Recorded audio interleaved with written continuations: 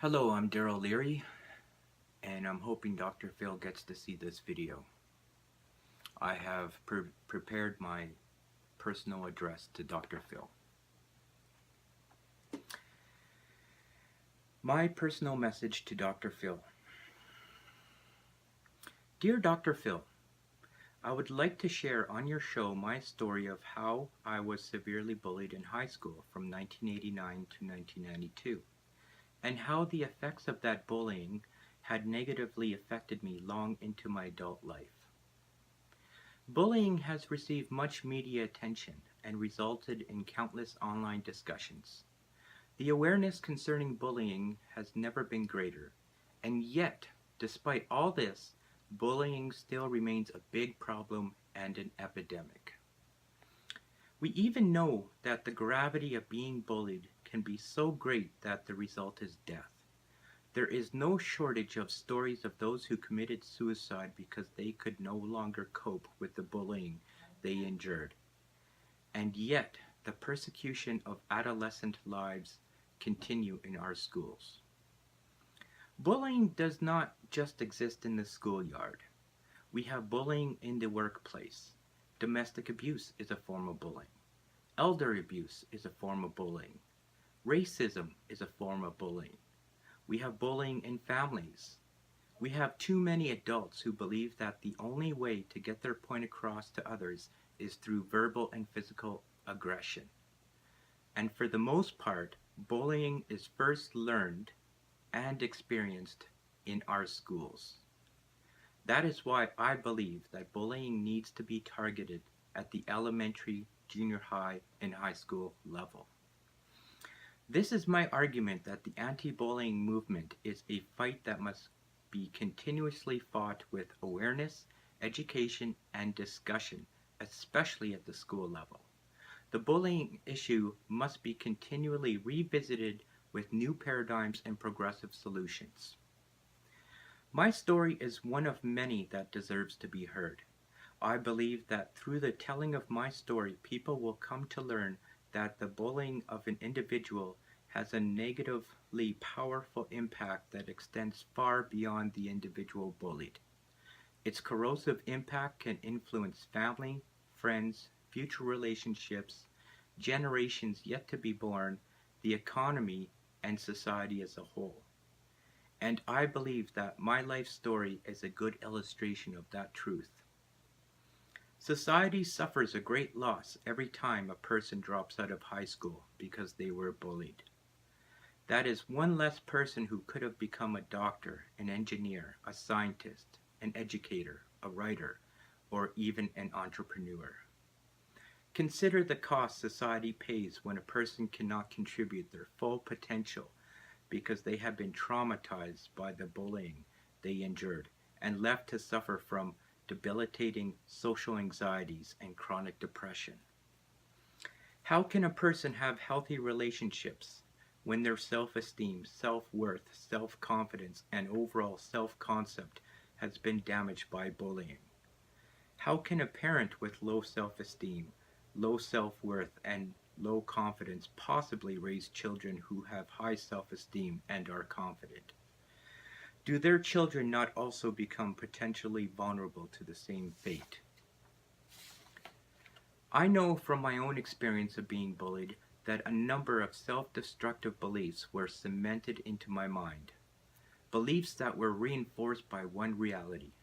How could I continually fail to negotiate beneficial relationships with my peers during those 4 years? Especially when it seemed as if everyone else had succeeded where I had failed.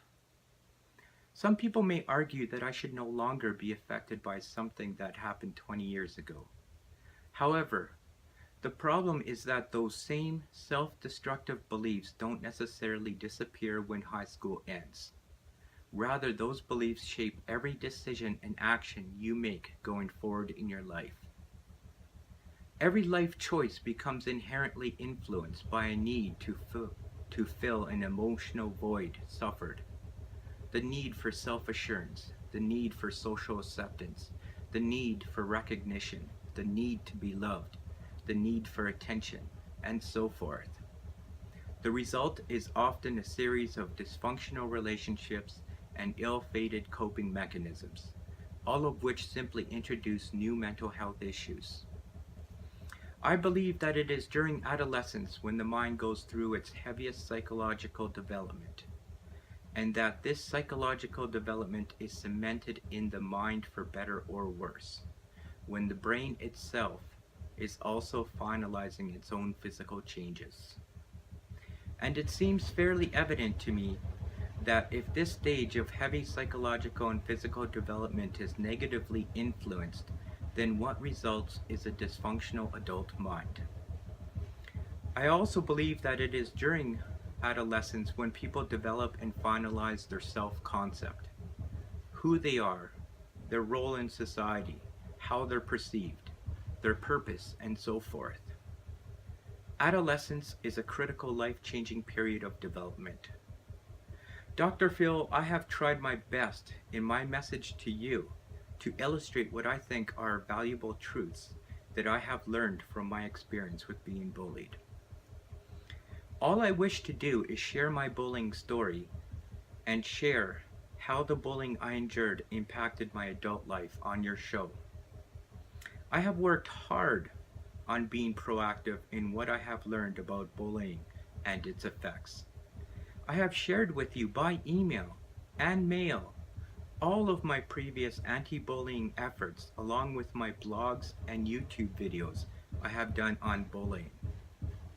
I have also written you 40 emails, mailed you a 46-page letter, along with a petition with 56 signatures of those who support me sharing my story.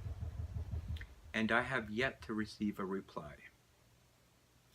However, I do not even know if you or your staff have even seen any of my material, or if you find something within my material objectionable or unfavorable. I have, however, made my bullying story as well as all of my material I have sent to you public, which can be accessed via the links within the video description. I have done this for two reasons. First, if I don't get onto the show, then perhaps others may benefit from the material I have sent you. And secondly, I feel it is important to be transparent. I believe transparency reveals honesty, humility, openness, and integrity. The reason this is so important to me is because I feel that the most valuable knowledge and wisdom that I have to offer for the benefit of society is my bullying story. And yet I feel my efforts have been insufficient.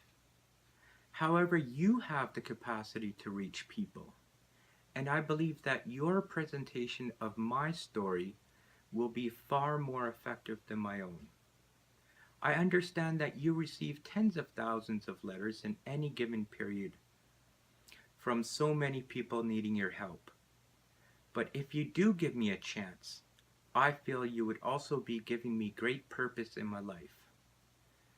No one can say with any guarantee that my appearance on your show would not result in benefiting countless lives. Either way, out of millions of viewers you have, someone is going to learn something from my story, statistically speaking. I have worked so hard on my material without the expectation of any reward. The only reward I ever sought was knowing I made a difference in reducing bullying. Thank you for your time. Sincerely, myself, Darryl Learie.